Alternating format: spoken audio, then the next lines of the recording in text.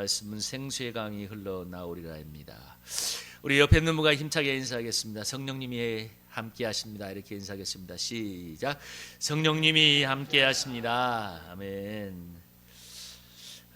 제가 유튜브를 보는 것 중에 즐겨 보는 것 중에 하나가 내셔널 지오그래피 같은 그런 자연 다큐물인데, 거기에 보면 이런 영상이 한 번씩 뜨는 걸 보고 제가 신비한 적이 있습니다. 이렇게 사막이 펄펄 내리는 사막에 갑자기 비가 확 쏟아져서 갑자기 강이 생기고, 그리고 이제 물이 흐르니까 순식간에 얼마 지나지 않아서 그 펄펄 내리던 황야에 막 이 풀이 올라오고 꽃이 피고 나비가 돌아다니는 그런 장면을 본 적이 있습니다. 정말 그 대비되는 그 영상을 보는데, 정말 어떻게 비가 한 번 왔는데 저렇게 바뀔 수 있을까, 그런 생각을 해봤는데요. 여러분, 우리가 잘 알고 있는 사우디아라비아만 무슨 단어가 떠오릅니까? 두 단어가 떠오를 것입니다. 사막 그리고 석유죠. 근데 여러분, 사우디아라비아가 많은 농산물을 수출하는 국가라는 것을 생각하면 의외겠죠. 사우디아라비아가 지금 농산물을 많이 수출하는 나라입니다. 그것이 무엇이냐면, 사실 사우디는 거의 90% 이상이 이 사막인데요.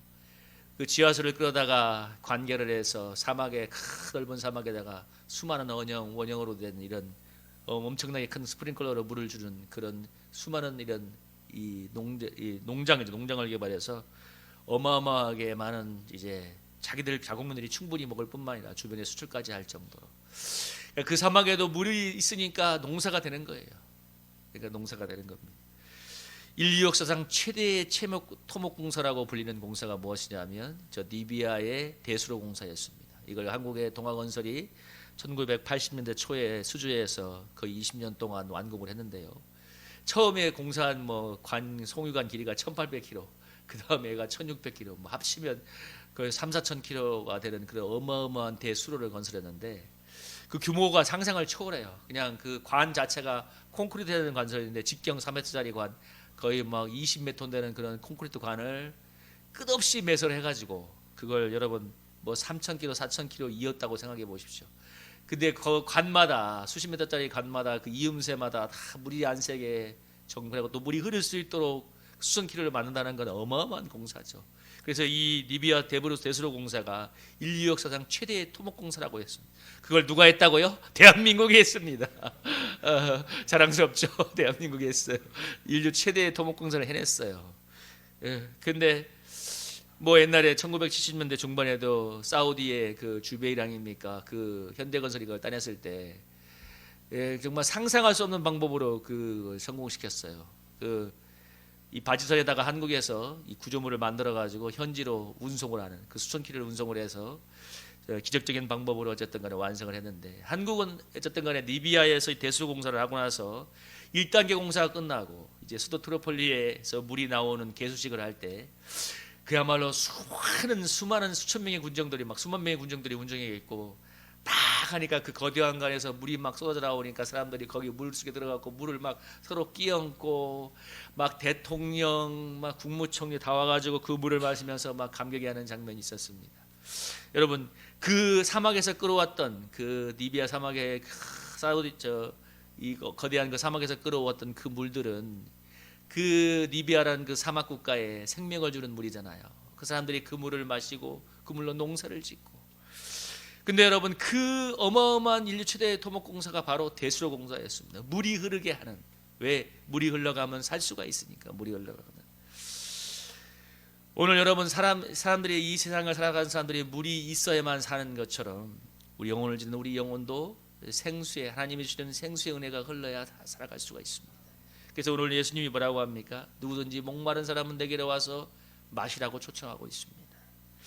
오늘 본문에 보면 명절 큰 날이라고 얘기하는데, 명절 큰 날이라고 하는데, 여기서는 이 명절은 초막절을 말합니다. 초막절이 무엇이냐면, 이스라엘 백성이 광야 40년 동안 받았던 함께했던 그 하나님의 은혜를 기억하기 위해서 일주일간 초막을 짓고 사는 절기입니다. 어떤 거냐면, 광야에다가 자기들 광야에 살았던 그 옛날에 텐트 생활, 얼기설기 찍은 그 나무로 만든 그런 운막 생활을 일주일간 하면서 광야에서 먹었던 그 음식, 만나는 없겠지만 광야에서 먹었던 음식, 거친 음식을 먹으면서 광야에서 함께했던 그 하나님의 은혜를 기억하는 절기가 명절이, 그 초막절입니다. 이 초막절이 7장 전반부에 보면 그 초막절에서 예수님이 하시는 말씀이 나오는데, 그 명절 끝날에 이 주님이 뭐라고 하냐면 누구든지 목마르면 내게서 와서 마시라, 나를 믿는 자는 생수의 강이 흘러라리라 하면서 성령이 주시는 생수의 은혜를 이렇게 이야기하고 있는데요. 여러분, 우리가 몇 주 전에 우리가 출애굽기 17장에 그 말씀을 살펴봤죠. 이 광야에서 물이 없을 때 모세가 반석을 쳐서 정말 반석에서 샘물이 나게 해서 이스라엘 백성을 먹게 하는 장면이 있지 않습니까? 우리 출애굽기 17장에 보면 호렙산에서 모세가 반석을 치므로 그 물이 흘러서 수많은 백성이 먹었다고 이야기하고 있습니다. 그런데 다른 본문에도 보면은 정말 강처럼 흘러서 수많은 백성들이 먹었고, 또 고린도서 10장 4절에는 그것이 반석은 곧 그리스도시나 예수가 주실 생수의 은혜를 예언적으로 예표했던 그 사건이라고 성경이 이야기하고 있습니다. 예수님이 그 모든 구약에 있었던 사건의 마지막 표징으로서 내가 너희에게 성령의 생수를 흘려보내겠다, 이 약속을, 이것을 성경은 뭐라고 하냐요? 성경 39절에 이를 듣는 자들이 받을 성령을 가르쳐 말씀하신 것이라. 성령 하나님이 오셔서 행하실 놀라운 은혜의 역사를 이렇게 예수님이 예고하고 있습니다. 여러분, 이 말씀을 통해서 우리가 기억해 봐야 할 것은 뭐냐면, 성경에서 모든 단어는 반드시 아주 중요한 의미를 가지고 있어요. 그러니까 성경에서 무엇인가 물로 표현하고 다 그 이유가 있어요. 여기 오늘 뭐라고 했습니까? 예수님이 생수의 강, 물을 얘기하고 있죠. 아까 제가 서두에서 그런 예화를 들었던 이유는, 물이 우리 인생의, 우리 생명의 필수 불가결한 것처럼 우리 신체의 70%가 물이 아닙니까? 지구상의 70%도 바다를 포함하면 다 물인 것처럼, 물이 있어야 생태계가 순환되고 생명이 유지되는 것처럼, 여러분, 그래서 금식기도 할 때도 물을 먹지 않으면 사람 죽어요. 정말 금식한다, 일주일도 못 가고 사람 죽을 거예요. 탈수 증상 때문에. 소금하고 물을 먹기 때문에 사는 거거든. 그 40일을 할 수 있는 거거든. 예수님이 광야에서 목마른 이스라엘 백성들의 그 갈증을, 타는 목마름을 반석에서 샘물이 팍팍 나옴으로 채워졌던 것처럼, 이때 목말라는 이 시대 수많은 영혼들을 채워주고자 하십니다. 내가 생수의 강이 흘러날 것이다, 믿는 자에게. 여러분, 그래서 오늘 우리가 목마른 우리 인생들에게 생수의 강이 흘러올 때, 여러분, 물이 있어야 사는 것처럼 우리 영혼이 살아나게 될 줄로 믿습니다. 그래서 저는 수많은 교회 문제, 수많은 사람들의 삶의 문제를 보면서 느낀 결론은 단 하나예요. 사람들이 어렵고 힘들고 막 교회에서 문제를 일으키고 간단해요. 은혜가 떨어져서 그래. 저 인간이 못된 인간이야, 회개해야 돼, 다 필요 없어요. 은혜가 임하면 사람이 변화가 돼요. 물어뜯는 이리 같은 양도 순한 양이 돼요. 그래서 예수님이 주시는 은혜가 필요한 거예요. 생수가 흘러야 되는 거예요. 정말 제가 얼마 전에 참 이 내용을 보면서 정말 깊은 생각을 했던 적이 있습니다. 수십 년간 수많은 정신질환을 치료했던 정신과 의사가 은퇴를 앞두고 정말 얼마나 많은 사람들을 만났겠어요. 수했던 그 의사가 이 수많은 정신질환들을 상담하고 치료하고 해서 내린 결론이 하나 있습니다. 그분이 뭐라고 인생을 표현하냐면, 인생은 누구에게나 파도와 같다. 누구에게나 파도처럼 밀려오는 고난이 있고 다 이렇게 파도처럼 이렇게 올라갔다 내려갔다는 이런 부침이 있다고 얘기했는데, 근데 그분이 뭐라고 얘기하냐면, 왜 누구는 이 파도를 맞으면서 정신질환에 걸리고 쓰러지고 어떤 사람은 그래도 건강하게 자기의 삶을 잘 지탱해내는가. 그가 수많은 사람들을 보고서 상담 끝에 내린 결론이 뭐냐면, 이 인생의 수많은 고난의 파도 속에서도 그래도 정신적인 건강을 이어갈 수 있는 사람, 그래도 쓰러지지 않고 그래도 나름대로 건강한 삶을 살아가는 사람들의 가장 중요한 특징이 무엇이냐? 그들에게는 작은 즐거움이 있다는 것이었습니다. 여러분, 이게 중요한 거예요. 작은 즐거움. 큰 즐거움도 아니야. 작은 즐거움. 무슨 얘기냐면, 인생에 늘 끊임없이 무엇인가 어려움이 몰려오는데 이걸 옷에 묻은 먼지를 툴툴 털어내는 것처럼 할 수 있는 그런 작은 즐거움이 있는 사람은 그걸 이겨냈다는 거예요. 여러분, 제가 어떤 사람은 얘기 들어보니까 어떤 분은 공무원인데 이분은 주말에 꼭 캠핑을 가야 되는 사람입니다. 그러니까 이 사람은 뭐냐면 월요일부터 금요일까지 주말에 캠핑할 생각을 하면서 일을 하는 거예요. 캠핑 갔다 오고 나서 힘을 얻어서 또 한 주를 살아가는 겁니다. 캠핑이 복음이죠. 근데 중요한 건 이 사람은 캠핑을 해야 되는 사람이에요. 그에겐 그게 작은 즐거움인 거죠. 어떤 사람은 세상에 이런 말 있잖아요. 사람이 여행을 하면 3개월 착하게 산다고. 이유가 있는 거예요. 3개월 동안 그러니까 리프레시라, 그러니까 못된 사람들은 3개월 한 번씩 여행 보내주면 되는 거야. 예, 뭐지, 아까 말한 것처럼 작은 즐거움, 이거 리프레시가 돼야 되는 거죠. 그래서 제가 몇 주 전인가 그 언급했던 그 신경 끄기의 기술이라는 책을 썼던 사람 말컴 웨슨이 한국 사회를 이 한 달간 여행하고 뭐라고 했습니까? 세상에서 가장 우울하고 고통스러운 나라라고 했잖아요. 근데 그분이 또 무슨 표현을 했냐면 미친 듯이 일하는데 미친 듯이 즐기는 나라라고 했습니다. 이건 같은 얘기예요. 어떻게 미친 듯이 일해요? 그럼 사람 미쳐요 정말. 근데 미친 듯이 노니까 그나마 균형이 맞는 거예요. 여러 유럽에 여행을 가면 여행객들이 저녁이 되면 불이 다 꺼지는 굴자리를 보면서 유럽 사회가 껌껌하다고 얘기하잖아요. 물론 유럽 사회에도 이렇게 유흥가에 가면 밤새도록 노는 문화가 있지만 대한민국처럼 어디를 가나 네온 사인이 번쩍번쩍하고 술집이 있고 노래방이 있고 유흥업소가 즐비한 나라가 그리 많지 않습니다. 대한민국의 빵사간 나라가 일본이에요. 일본도 한국만큼 스트레스가 많은 나라니까. 그러니까 어렵고 힘들고 열심히 사는 나라일수록 그만큼 즐겨주지 않으면 그 밸런스가 안 맞는 겁니다. 여러분 사람 똑같잖아요. 어떻게 미친 듯이 일하고 살아요? 그럼 사람은 미칠 거예요. 미치면 미치는 거죠. 어떻게 정상이 되겠어? 무엇인가 그에 맞는 무엇인가가 아까 말한 정신과 의사에게 정말 그 고난을 순간순간 떨어낼 수 있는 작은 즐거움을 누린 사람이 정신병에 걸리지 않고 여러분 그래도 건강한 삶을 이어갈 수 있다고 했습니다.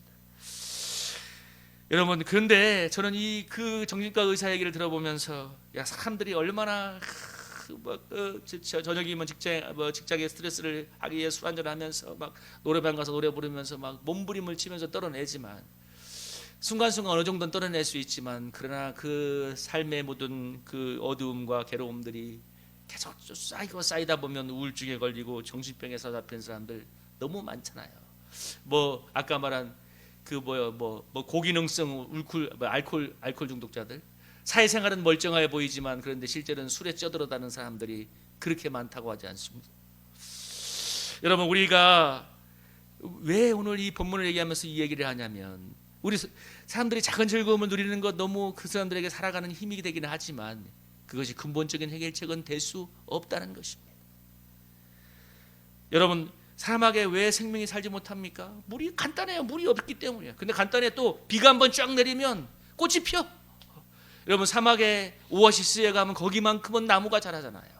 거기만큼은 사람들이 쉴만한 그들이 있지 않습니까? 여러분 이 세상 살아가는 사람들에게 주님이 주는 생수가 임한다면 살게 될 줄로 믿습니다. 우리 그리스도인들이 그런 체험적인 간증이 있기를 소망합니다. 물론 우리도 작은 즐거움도 필요하고 우리도 사람이기 때문에 근데 여러분 그건 작은 즐거움이잖아요.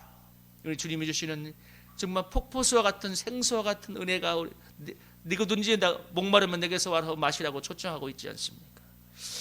오늘 예수님이 생수의 강이 흘러난다고 합니다. 여러분 쫄쫄쫄 흘러나오는 시냇물이 아니라 강이라고 말하고 있습니다.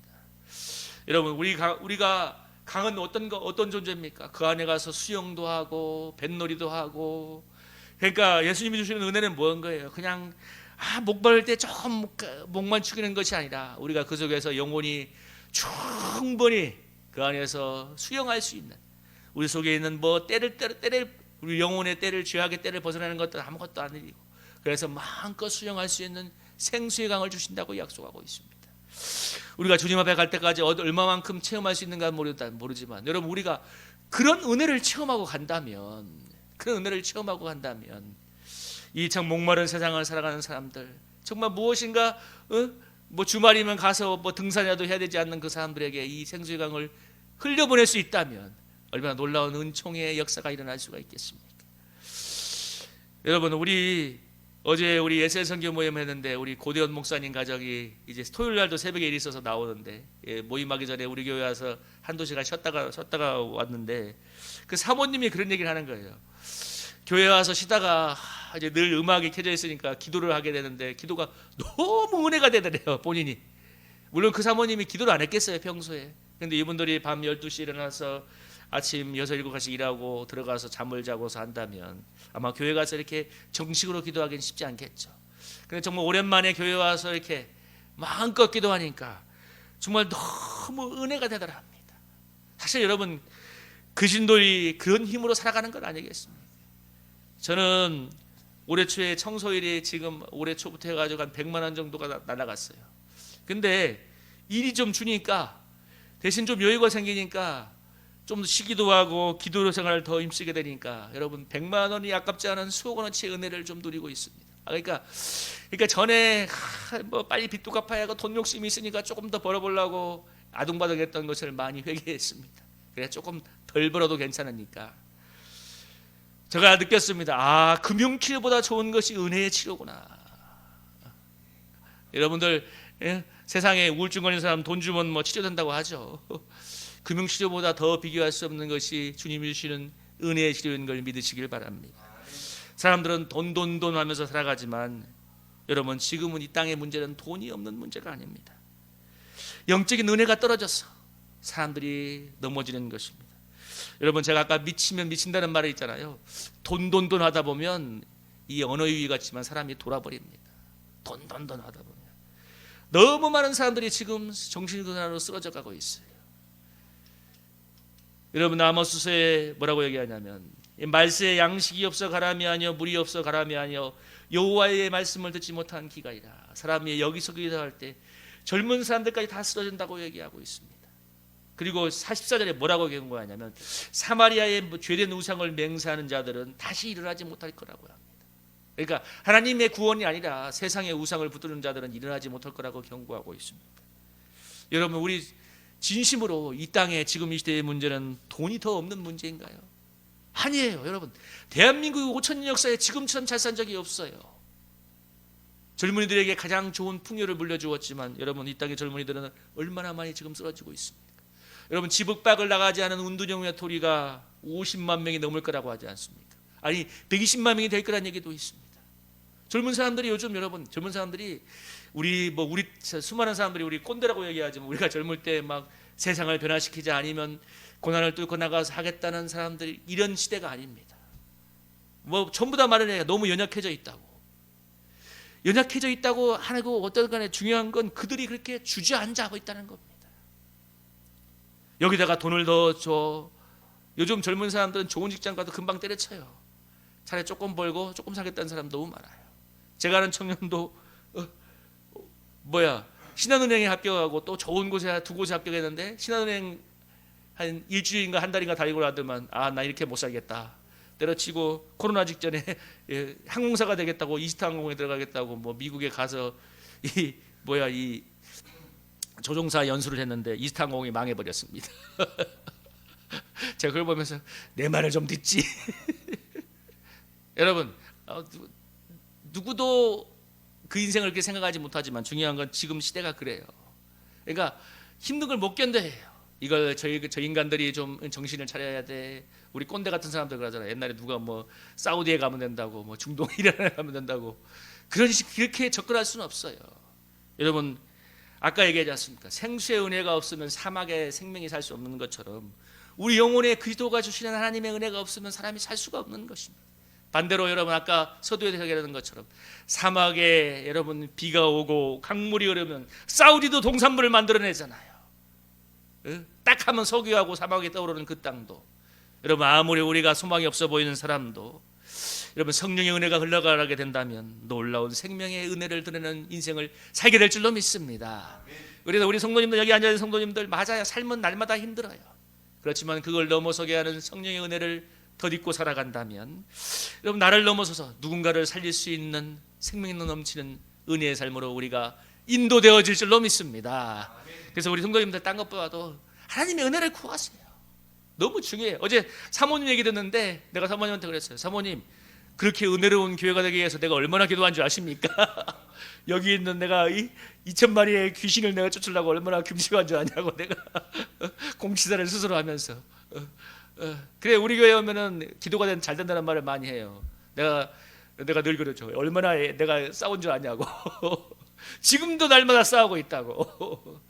여러분들의 영혼을 위해서 마치 주문처럼 기도가 나와요. 주님이 예수의 보혈로 덮어주시고 성령으로 역사하여 주옵소서. 그냥 주문처럼 기도가 나와요. 왜? 하나님이 그런 은혜를 주시고 싶어하는 겁니다. 여러분을 날마다 누르는 어둠의 이 힘든 고난 속에 찾아오는 사탄이 주는 수많은 어두운 감정과 생각을 주님이 예수님의 보혈의 피로 다 진멸하고 성령의 충만한 생수를 주시고 싶어하는 것입니다. 여러분 저도 기도해야 되겠지만 여러분이 여러분의 영혼을 위해서 가정을 위해서 기도한다면 여러분 우리 영혼을 뒤덮는 모든 어둠의 장막이 물러가고 성령의 충만한 역사가 은혜가 임하게 될 줄로 믿습니다.